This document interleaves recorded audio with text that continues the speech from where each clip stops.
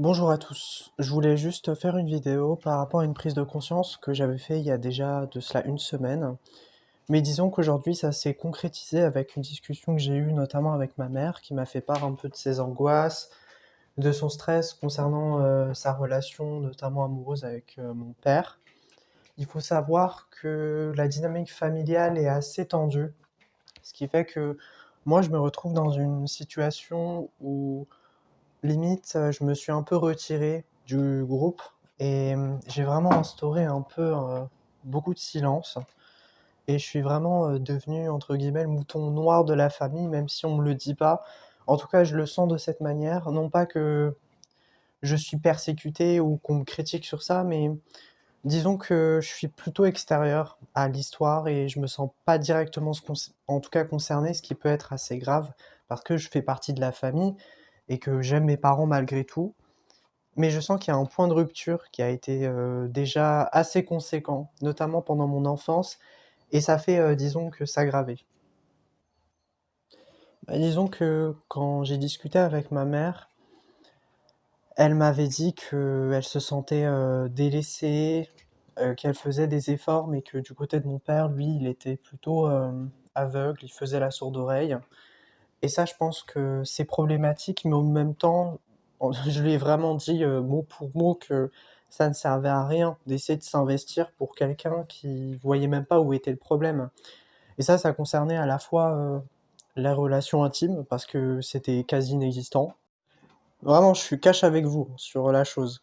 Mais, ce n'est pas que ça. Ça concerne aussi l'éducation de mon petit frère qui en profite beaucoup, qui a causé aussi des problèmes, par rapport notamment au fait de dormir puisqu'il dort dans le lit de son papa et de sa maman. Ce qui fait que le couple est, disons, inexistant et j'ai plutôt l'impression de vivre avec des colocataires qui sont mon père et ma mère, mais que ces 2-là n'ont pas forcément de lien fort et on peut pas aussi considérer qu'ils ont une alchimie ou une relation saine. Je vais plutôt dire que c'est vraiment le conflit qui les caractérise et le fait qu'ils ont 2 visions totalement opposées. Ma mère, elle est plutôt, tournée vers le futur, elle a beaucoup de projets à faire, donc elle veut vraiment concrétiser, par exemple, une maison, alors que mon père, il est plutôt dans la sécurité, il a du mal à sortir de sa zone de confort et j'avoue que je me reconnais un peu dans ces 2 caractères-là qui peuvent être totalement différents, mais qui fondent entre guillemets «ma personnalité» parce que je suis quelqu'un qui a envie d'avancer, mais pour autant je me sens un peu tiraillé dans ma routine, dans mes habitudes, qui m'empoisonnent la vie. Voilà, pour moi, c'est vraiment un poison parce que ça m'empêche un peu de m'ouvrir, notamment vers d'autres zones qui peut-être me permettraient d'évoluer et de me dire que voilà, j'ai fait quand même un chemin et ce chemin-là, il est pas dû au hasard, il est pas dû au fait que je sois quelqu'un d'extraordinaire, mais c'est juste que j'aurais l'initiative et le courage de le faire, ce qui n'est pas mon cas actuellement. Disons aussi, ce qui me chagrine, c'est que ma mère fait beaucoup d'efforts pour rien du tout. C'est-à-dire qu'elle va vraiment gaspiller sa santé mentale, physique et va un peu, subir sa vie par rapport à mon père qui lui est plutôt dans un mood de détente, de je m'en foutisme un peu et il sait pas aussi avoir le rôle d'un père qui est autoritaire mais juste. Lui, il va être, vraiment dans la demi-mesure, donc il va souffler un peu le chaud et le froid et surtout avec mon petit frère où il aura pas cette faculté de dire non et d'imposer ses limites. Il va le voir plutôt comme une blessure à part entière et je pense que ça a une forte résonance avec, son enfance parce que son père, il l'a un peu délaissé. En tout cas, de ce qu'il m'a dit, il a reçu beaucoup d'amour de son père, mais c'est juste qu'il était vraiment distant émotionnellement et donc vraiment de manière affective. Donc il lui faisait peu de câlins, peu de bisous, donc vous voyez déjà que ça a un impact sur sa vie actuelle. Mais en outre, il était aussi distant de manière physique, puisque lui, il vivait en Algérie, mon père, et mon grand-père, qui est décédé depuis longtemps, lui vivait en France. Donc il avait vraiment, en tout cas, il investissait beaucoup d'argent. Et par rapport à ça, justement, parce que c'est un lien aussi avec, la situation, c'est qu'il remplaçait cet amour-là par des cadeaux. C'est-à-dire que mon grand-père, lui, se sentait un peu, peut-être redevable et il avait peut-être conscience aussi que les cadeaux ne paieraient pas la présence qu'un père pourrait avoir envers son fils, mais en même temps, c'était le seul outil dont il avait, vraiment, qui est dont il était vraiment disponible.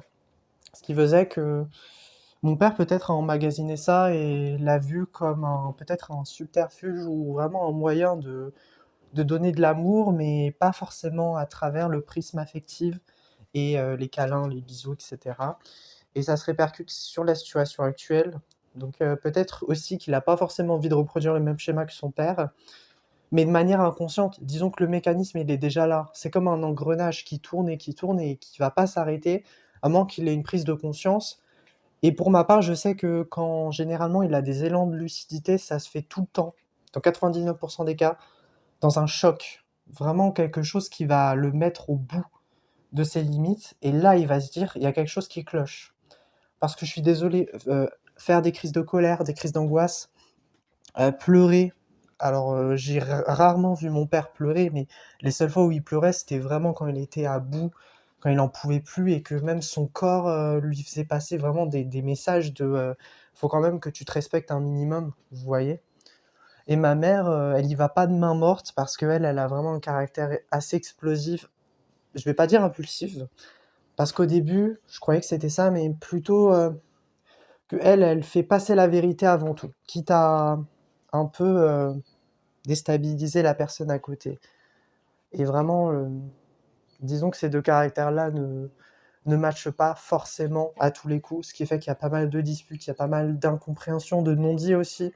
Parce que mon père, c'est quelqu'un aussi qui va pas forcément dire les choses telles qu'elles sont pour, pas vouloir blesser, sauf que ça va être le contraire parce que ma mère va fonctionner d'une manière bien différente de la sienne. Vous voyez, les dynamiques ne sont pas faites pour coexister ensemble.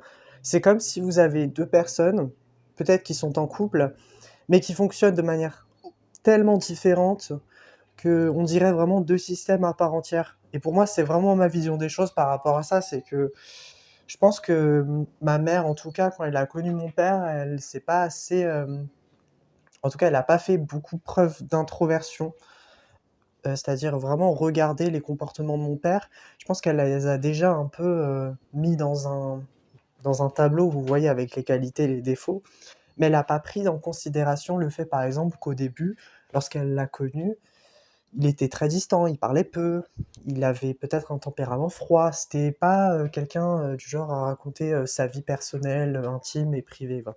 Vous voyez un peu, l'archétype de cette personne, qui est mon père.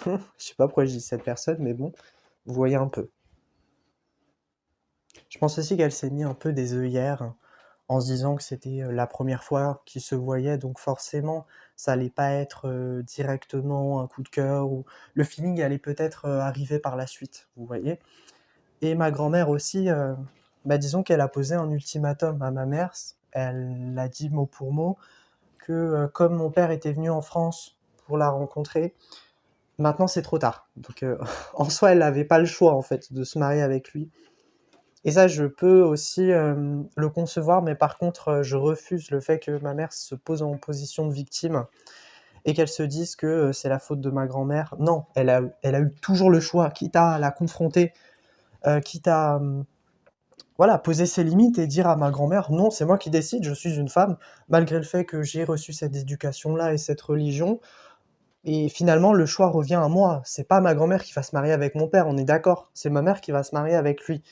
Donc la décision finale, dans tous les cas, lui revient à elle et elle a même pas à se justifier. C'est ça qui est problématique aussi et qui m'énerve un peu, c'est, vraiment ces coutumes, ces religions parfois qui font que le couple, en tout cas, par rapport au long terme, va plutôt être, dysfonctionnel. C'est pareil pour le fait de ne pas habiter ensemble. Par exemple, selon cette religion-là, mais je pense que vous pouvez savoir laquelle, hein, il faut se marier et après on habite ensemble. Mais vous voyez que maintenant, on a plutôt une démarche inverse. On va d'abord habiter avec la personne pour voir comment elle fonctionne. Peut-être qu'il y aura des désaccords et là, la véritable «personnalité» entre guillemets de son colocataire ou de sa colocataire, qui pour l'instant peut-être n'est pas forcément, quelque chose de plus, quoi, que de l'amitié, peut-être de l'amour par la suite. Mais disons que quand on ne vit pas avec la personne, on n'est pas directement immergé dans son quotidien. Et donc, forcément, après, il y aurait des surprises, mais des vertes et des pas mûres, j'ai envie de vous dire. C'est ça qui a été trompeur. C'est que, disons que la personnalité de mon père n'a pas forcément été révélée au premier abord, mais qui s'est au fur et à mesure ouvert. Sauf que l'ouverture a contribué à ouvrir aussi ses blessures, parce que quand tu t'ouvres, tu montres à la fois tes côtés lumineux et tes côtés un peu plus obscurs, tes parts un peu d'ombre, ce qui a été refoulé en toi. Et je suis sûr que ce qui a été refoulé en lui, c'est, en tout cas, selon moi, selon déjà mes intuitions, mes ressentis, ce qui a été vécu, en, en tout cas pendant l'enfance. Mon père, disons que j'ai l'impression qu'il est beaucoup trop dissocié, qu'il est en dépression, mais une dépression souriante. Il va pas le montrer, et je pense qu'il faut vraiment creuser dans son armure pour voir qu'il y a quelque chose qui va pas du tout, qui est hyper destructeur. Et même son corps, hein, lui dit clairement qu'il y a quelque chose qui va pas. Et ça, je le vois notamment par rapport à ses douleurs au dos, ses articulations. C'est quelqu'un qui va beaucoup avoir de responsabilités dans le dos. Il va vouloir faire les choses tout seul, pardon. Et ce qui va faire que, en fait, dans, dans sa manière de fonctionner à lui, il va vouloir dépendre de personne, mais en même temps, il sait que en tant qu'individu, il est naturel de partager ses problématiques, un peu ce qui le freine dans sa vie, mais ça, encore une fois, malheureusement, il n'y a que lui qui peut le décanter et faire que, voilà, peut-être petit à petit, va essayer de changer. Mais ma mère, en tout cas, je pense qu'elle s'est un peu réveillée par rapport à la situation. Moi, je l'avais compris bien, voilà, j'avais compris bien plus vite qu'elle, hein, mais parce que moi, je suis un peu, disons, comment dire, je suis pas très proche de mon père. Je l'aime, hein, mais je sais pas pourquoi, mais en fait, je sens qu'il y a une fissure et que c'est pas du mépris, encore une fois, c'est pas de la colère. Peut-être qu'il y a de la colère aussi qui est cachée, mais ça, je pense que je l'ai refoulé aussi. Et disons que je me sens un peu détaché, extérieur à l'histoire. Donc en soi, ça ne me concerne pas, mais je sais qu'il y a beaucoup du transgénérationnel qui va compter. C'est pour ça que je refuse un peu de m'approcher de ma famille paternelle. Je pense qu'il y a vraiment une grosse problématique par rapport à là. Et même ma famille maternelle, c'est exactement la même chose. Parce que d'un côté paternel, il y a le sacrifice qui est vraiment une notion importante parce que mon père délègue, en tout cas refuse un peu que les autres l'aident et essaye en tout cas de travailler de manière seule, ce qui fait que forcément problème de dos. Donc il y a la notion de sacrifice, d'argent aussi. Mon père, disons qu'il n'est pas forcément radin, mais il va vouloir compter tout. Enfin, vraiment, il va être très très aux aguets, maniaque. Ma mère, c'est exactement la même chose. Bon, après, ma mère, elle est taureau, donc forcément, la sécurité financière, ça va primer. Et le besoin aussi un peu de contrôler ses dépenses. Mais à contrario de mon père, lui, je pense que c'est véritablement une blessure par rapport à son grand-père, qui lui a redonné beaucoup d'argent. Et lorsque, disons que ses oncles les ont trahis et ont pris l'argent de leur frère, qui est mon grand-père, donc à sa mort, bah, ça a créé peut-être un conflit de loyauté, de trahison aussi. Et l'argent est associé, disons, un peu à un interdit, à quelque chose qui n'est pas accessible et dont on ne pourra jamais, en tout cas, se l'approprier de manière saine.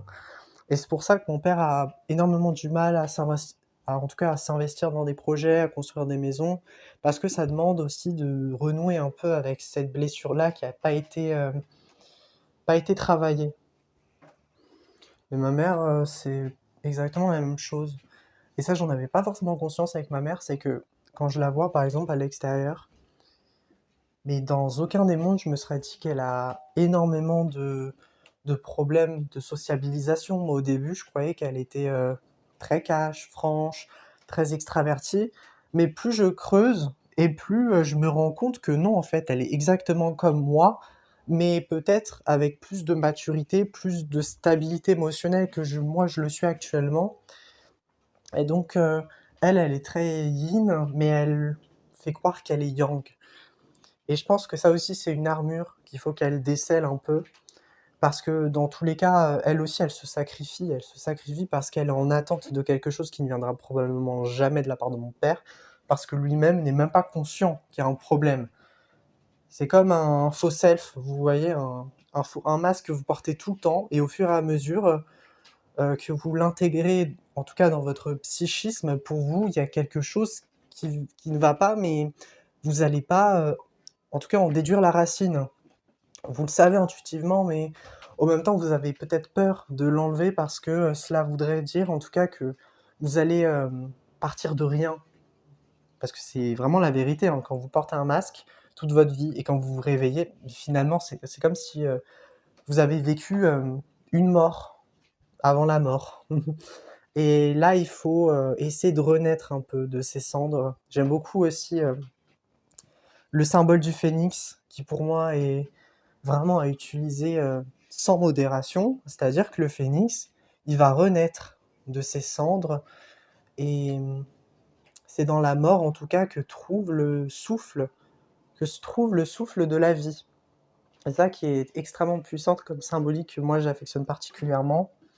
C'est cet être flamboyant, né de feu, de cendres, de mort, et qui va s'expanser et devenir un être de libération, un être infini, vraiment infini à la fois dans son horizontalité, dans sa verticalité. C'est comme le symbole de la croix de Jésus, par exemple. La croix de Jésus, c'est être stable, savoir à la fois ses qualités, ses défauts, pour mieux être, en tout cas mieux appréhender le monde et être objectif sur la situation.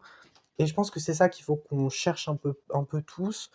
On sait que même si on fait des efforts qui sont minimes, c'est déjà mieux que de ne rien faire du tout. C'est tout pour aujourd'hui. Je pense que j'en ai assez dit, en tout cas sur les problématiques familiales. Par rapport aussi à mon frère, je pense que mon père refuse l'aide de psychologue, qui pour moi est essentielle par rapport à la prise en charge de mon petit frère, parce qu'il est en addiction en fait, des écrans, des jeux vidéo. Et ça, mon père refuse de le voir. C'est comme si pour lui, c'était un problème mineur, qui n'avait pas aucun lien avec lui-même. En fait, il se rend pas compte qu'il est responsable de tout ça, parce qu'il lui a acheté un ordinateur, il lui met pas de limite, il cède aussi à ses caprices, donc forcément, mon petit frère, il va voir ça comme une ouverture et il va bien en profiter, il va bien aussi semer un peu sa graine, vous voyez? Mais tant qu'il comprendra pas qu'il ne peut pas le changer parce que lui-même, il sait même pas disons, il sait même pas se remettre en question. Mais comment voulez-vous le faire avec un enfant qui plus est en phase d'adolescence en plus, donc il a 13 ans, il est bientôt en troisième, il va bientôt passer son brevet, mais moi je vous le dis, hein, j'ai dit mot pour mot à mon père que s'il continuait comme ça, s'il allait pas voir un psychologue, qui pour moi est vraiment le seul remède à tout ça, parce que le problème vient des figures parentales, hein, de ma mère et de mon père lui qui est assez laxiste, et de ma mère au contraire qui est assez dure, mais au même temps qui tient une autorité quand même, qui est un peu contrebalance avec le fait que mon père est assez passif par rapport à cette situation-là, qui pour moi est juste inconcevable. Et ouais, mon petit frère a vraiment dépassé mais toutes les limites hein, qu'on pourrait imaginer. Et je vous le dis honnêtement, je ne serais pas du tout surpris si mon petit frère en vient aux mains ou utilise des violences envers mon père, parce que encore une fois, je jette pas la pierre par rapport à mon père, mais disons que c'est lui qui a envenimé la situation, c'est lui qui a créé tout ça. Et donc, il serait impossible pour lui de reconstruire ce qu'il a fait. Pour moi, c'est inenvisageable. Il serait aussi assez ironique que mon père serait TDAH ou peut-être ait un TSA, ce qui serait fort moins probable par rapport au TDAH, parce qu'on a en tout cas tous une neuroatypie, dans cette famille, parce qu'on n'est pas normal. Encore une fois, j'en rigole, hein, mais c'est triste vraiment de le dire, parce que la neuroatypie en tant que telle n'est pas un problème. Mais disons que quand on est dans une société pas du tout adaptée, là, ça devient problématique. Et surtout, mais surtout, dans le cercle familial, parce qu'on peut avoir des avis mais totalement divergents, qui font que l'harmonie, elle n'existera jamais. Et mon petit frère, lui, TDAH, et peut-être un HPI, HPE, je pense HPI, au potentiel intellectuel, peut-être avec un TSA, parce que je remarque qu'il a quand même un peu des besoins de routine, de structure, mais en même temps, pas trop. Il est vraiment dans l'émancipation. C'est quelqu'un qui va plutôt se projeter, qui va vouloir avoir un métier directement. Donc, c'est pas vraiment un enfant, un ado comme les autres. Parce que généralement, à cette période-là, on va plutôt tomber amoureux, connaître, je sais pas, son orientation sexuelle. Vous voyez un peu le style. Ou même être dans la rébellion, ce qui est aussi le cas de mon petit frère. Mais vraiment, lui, il va être vraiment dans la provocation, il va en jouer. Il est aussi un peu manipulateur et ça commence un peu à prendre beaucoup d'ampleur. Et ma mère et mon père sont perdus. Ils ne savent pas quoi faire. Le pire de tout ça, c'est que je leur ai dit. Je leur ai dit, mais il y a 3, 4 ans, déjà, j'avais déjà prévu la situation parce que je remarquais que quand mon petit frère commençait un peu à hausser le ton, ils ne disaient rien. Ils étaient vraiment... en tout cas, ils me disaient ah, mais t'abuses. Il est juste en train de, voilà, de rigoler. Mais je leur dis que c'est comme le harcèlement. Au début, quand quelqu'un va essayer un peu de te piquer, il va pas le faire avec des comportements flagrants. Il va juste faire des petites blagues par-ci, par-là. Mais au début, vraiment, le subtil va devenir très envahissant. Et au fur et à mesure, là, ça, en tout cas, là, le nom de harcèlement va être étiqueté. Mais malheureusement, ce que je déplore, c'est qu'il ne faut pas en arriver là pour agir. Il fallait agir avant. Donc c'est trop tard. C'est pas trop tard pour réparer la situation, mais c'est trop tard pour faire en sorte qu'on peut le faire soi-même. C'est comme quand je vous dis que vous êtes en dépression. C'est bien d'essayer d'avoir des stratégies pour essayer un peu de rendre sa vie plus enviable et joyeuse, voire un peu plus profitable. Mais par contre, n'espérez pas le faire vous-même, hein. Faut aller voir un psy ou personne extérieure. C'est comme si quelqu'un arrosait une graine et que la plante, elle pousse. La plante, malheureusement, elle peut pas le faire soi-même s'il y a pas de soleil dans sa vie. S'il y a des nuages partout, il pleut, il y a un temps de merde, voilà, un climat vraiment défavorable à la germe, en tout cas à la germination, et forcément, vous pouvez prier Dieu ce que vous voulez, hein. Peut-être que voilà, vous avez foi en un être suprême et omnipotent, omniscient, mais je vous dis, il faut quand même voir quelqu'un d'extérieur, comme un jardinier par exemple. J'adore la métaphore du jardinier. C'est le jardinier qui va vraiment arroser la plante pour qu'elle puisse pousser et puisse extraire un peu de tout ce merdier, de tout ce carcan-là qu'elle s'est elle-même imposé. Je me rends compte que je suis devenu un peu trop intransigeant et dur envers mes parents. Et en tout cas, je sais que c'est pas forcément de leur faute et qu'ils ont hérité tout simplement des schémas de mes grands-pères, à la fois paternels et maternels.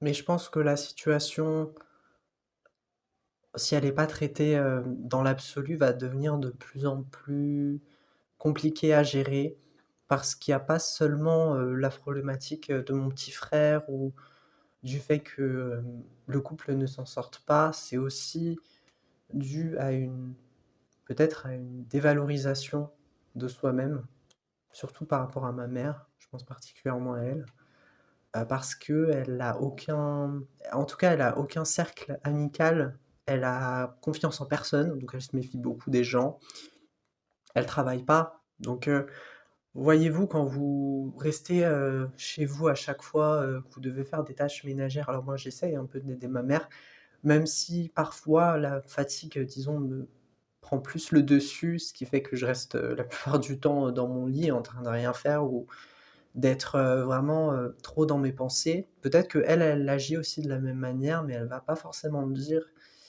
et disons, elle se surménage un peu trop. Elle se surmène, pardon, un peu trop. Elle est aussi tout le temps dans le contrôle, la vérification de ce que peut faire mon père. Elle a commencé un peu à devenir possessive, jalouse par rapport à une de ses collègues. Mais c'est tout simplement que mon père, en fait, ne prend pas en considération, ce que ma mère voudrait de lui. C'est pour ça que récemment, j'entends beaucoup de disputes le soir. Mais tout simplement parce que ma mère, garde tout en elle et au bout d'un moment, ça explose et c'est tout à fait normal.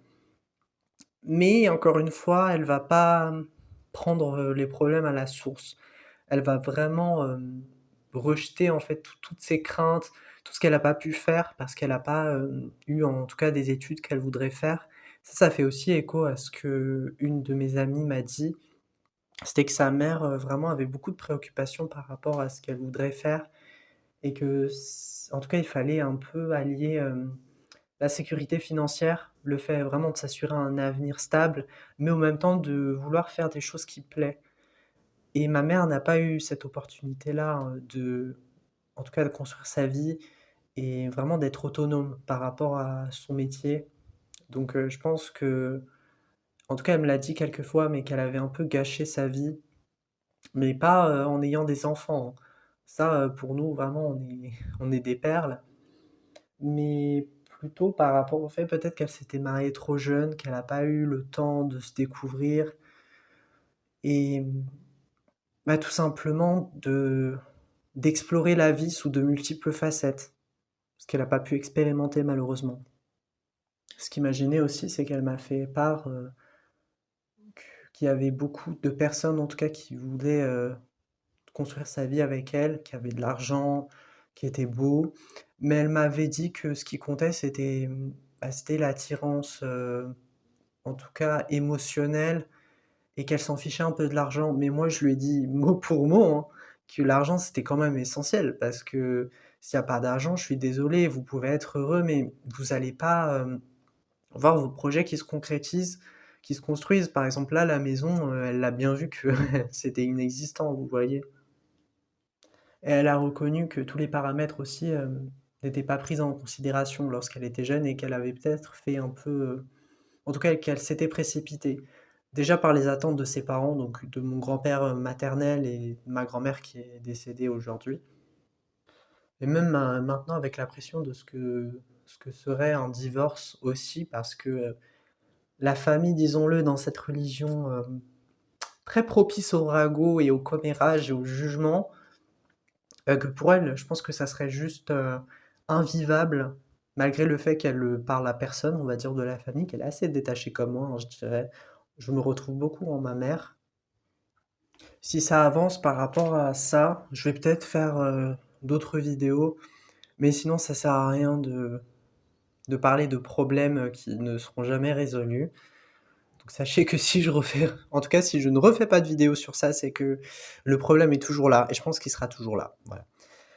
Donc sans hésitation, je vais peut-être aussi un peu contourner des sujets de base, que je parle dans ma chaîne, qui soient liés à la spiritualité pardon, pour un peu dériver et parler de sujets qui sont un peu plus gais, un peu plus banals, hein. Mais encore une fois, le mot banal pour moi rime avec, extraordinaire, vous voyez? C'est assez en tout cas, il y a beaucoup de sujets dont j'ai envie de parler, mais je me sens pas légitime à le faire parce que je suis pas expert en la matière. C'est encore une fois, c'est à déconstruire donc, bah, voyez-vous, je pense que voilà, en tout cas, les autres sujets vont être un peu plus joyeux parce que j'ai l'impression que certes, quand j'en parle, ça me libère d'un certain poids, mais en même temps, ça revient un peu titiller une blessure. Donc, peut-être qu'à long terme, c'est pas forcément bien de parler de tout ça, que je vais un peu, peut-être, faire des vidéos moins régulièrement, mais peut-être avec une meilleure qualité, avec une meilleure démarche de réflexion.